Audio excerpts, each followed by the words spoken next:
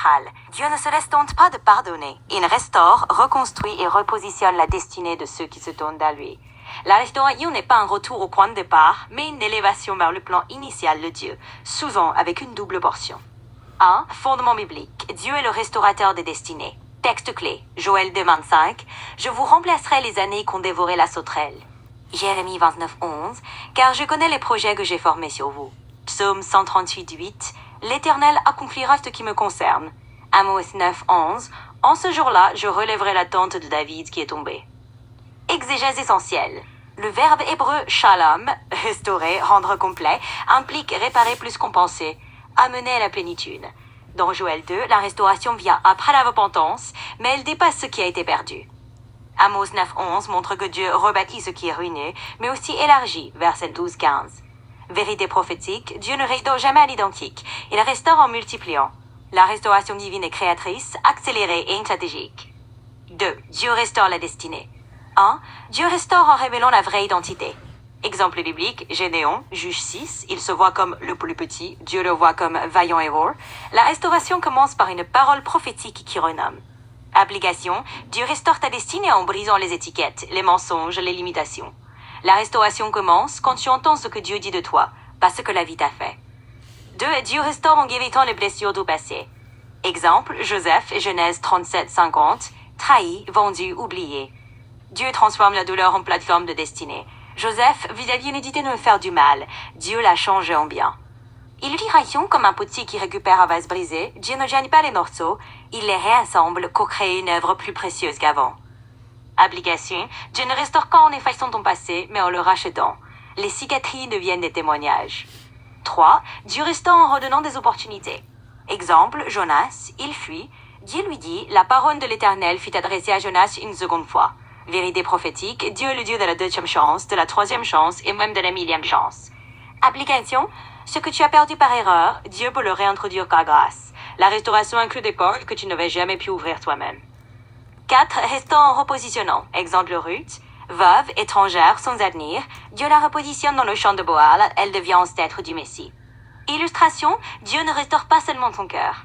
Il restaure ton environnement, tes connexions, tes alliances. Application, Dieu peut te déplacer d'un lieu de famine à un lieu de faveur. La restauration implique souvent un changement de saison, de relation, de territoire. 5. Dieu restaure en donnant une double portion. Exemple, Job 42. Après la perte, la souffrance, l'incompréhension, Dieu lui donne le double. Vérité prophétique, la restauration divine n'est pas une réparation, c'est une promotion. Attends-toi à une restauration qui dépasse tes attentes. Dieu ne te rend pas seulement ce que tu as perdu, il te donne ce que tu n'aurais jamais eu sans la crise. 3. Les étapes humaines pour entrer dans la restauration. 1. Revenir à Dieu, Joël 2:12-13, la restauration commence par le cœur. 2. Recevoir la parole prophétique. La destinée se restaure par révélation, pas par introspection. 3. Se repositionner dans l'obéissance. La restauration est un partenariat. 4. Fermer les portes du passé, pardonner, renoncer, abandonner les cycles. 5. Marcher dans la foi et l'attente. La restauration est progressive mais certaine. 4. Application pratique pour l'auditoire. Identifie les domaines à restaurer. Identité, relations, appel, finances, santé émotionnelle, vision. Déclare la parole sur ta vie. Dieu accomplira ce qui me concerne. Les années dévorées seront restaurées. Change de posture. Parle comme quelqu'un qui a une destinée. Agis comme quelqu'un qui est dans restauration. Entoure-toi de personnes qui voient ton futur, pas ton passé. Attends-toi à la double portion. La restauration divine est toujours surdimensionnée. 5. Conclusion prophétique. Dieu ne restaure pas pour te ramener où tu étais, mais pour t'amener où tu aurais dû être si rien ne t'avait jamais brisé. La restauration divine est une accélération, une élévation et une réinstallation dans ton mandat. Déclaration prophétique finale. Seigneur, restaure ma destinée. Restaure mes années, mes forces, ma vision, mes opportunités. Restaure ce que j'ai perdu, ce que j'ai gaspillé, ce qu'on m'a volé. Restaure-moi au-delà de ce que j'ai jamais connu. Fais de moi un témoignage vivant de ta puissance de restauration. Au nom de Jésus, Amen. La vie spirituelle, émotionnelle et même professionnelle est faite de saisons. Dieu n'est pas seulement le Dieu des bénédictions, il est le Dieu des saisons. Chaque saison a un sens, une mission, une durée et une grâce particulière. I1. Comprendre les saisons de la vie. Texte principal, Ecclésiaste 3:1. Il y a un temps pour tout, un temps pour toute chose sous les cieux. Exégèse essentielle. Le mot hébreu Zeman signifie temps fixé, temps déterminé par Dieu. Les saisons ne sont pas aléatoires, elles sont orchestrées. Dieu ne demande pas de comprendre la saison, mais de la discerner. Vérité prophétique, tu n'es pas en retard, tu es dans une saison. Et Dieu ne bénit pas les saisons que tu veux, mais celles où tu es. Des hippos suivront les 4 grandes saisons spirituelles. 1. La saison de préparation, hiver. Caractéristiques, silence de Dieu, sentiment d'isolement, peu de fruits visibles, travail intérieur profond. Exemple biblique, Jean-Baptiste au désert, Dieu le cache avant de l'exposer. Illustration moderne, comme un athlète qui s'entraîne dans l'ombre avant les Jeux Olympiques, Dieu te prépare dans le secret avant de te montrer dans le public. Application, ne méprise pas les saisons où personne ne te voit. C'est dans l'hiver que les racines se renforcent. Déclaration prophétique, tu ne seras pas enterré, tu es planté. Zélie, la saison de croissance, printemps. Caractéristiques, nouvelles idées, nouvelles relations, nouvelles opportunités, début de fruits. Exemple biblique, David après l'onction. Il n'est pas encore roi, mais il commence à vaincre Goliath. Illustration moderne, comme une start-up qui commence à attirer l'attention, mais qui n'est pas encore stable. Application, protège ce que Dieu fait naître. Ne te compare pas, chacun a son printemps. Déclaration prophétique, ce que Dieu fait germer en toi ne sera pas avorté. 3e, la saison de maturité, été. Caractéristiques, accélération, influence, visibilité, multiplication. Exemple biblique, Joseph en Égypte, après des années de souffrance, il entre dans sa saison de gouvernance.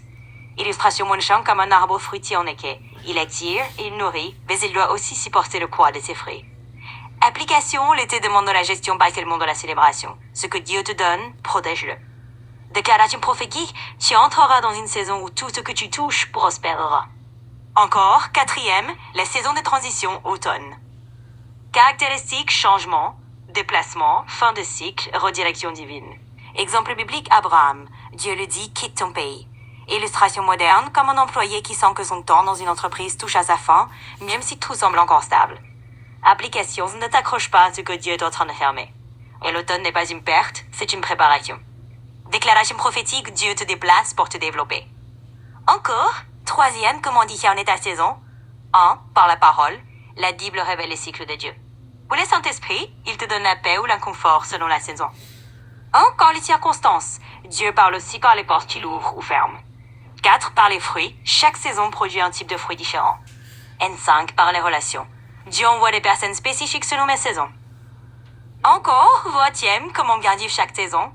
Hiver, sois fidèle. Prie, médite, reste stable.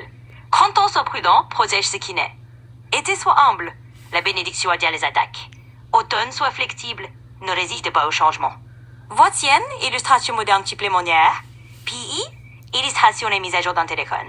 Ton téléphone doit redémarrer pour installer une mise à jour. Certaines saisons sont des redémarrages divins. Zoé, illustration des travaux routiers.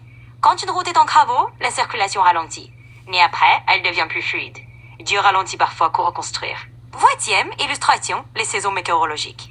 Tu ne peux pas prier pour que l'hiver devienne été, tu dois t'habiller selon la saison. Spirituellement aussi. 20e, appel final. Essaie de faire que Dieu te maintienne dans une saison comme difficile, viens remettre ta saison entre les mains de Dieu. Il est le maître des temps et des circonstances. Il ne t'a pas abandonné, il te prépare. Avant prophétique, avance, tu n'es pas bloqué, tu es en transition. Tu n'es pas oublié, tu es en formation. Tu n'es pas rejeté, tu es repositionné, ta saison change maintenant. 20e, déclaration prophétique finale sur l'assemblée. Je déclare que ta saison change, je déclare que tu entres dans la saison que Dieu a préparée pour toi. Je déclare que les portes s'ouvrent, que les chaînes tombent, que la faveur t'accompagne. Je ne manquerai de rien dans ta saison, tu accompliras tout ce que Dieu a écrit pour toi, au nom de Jésus. Amen. Si tu veux, je peux aussi écrire le manuscrit complet de la prédication, 15, 30 ou 45 minutes.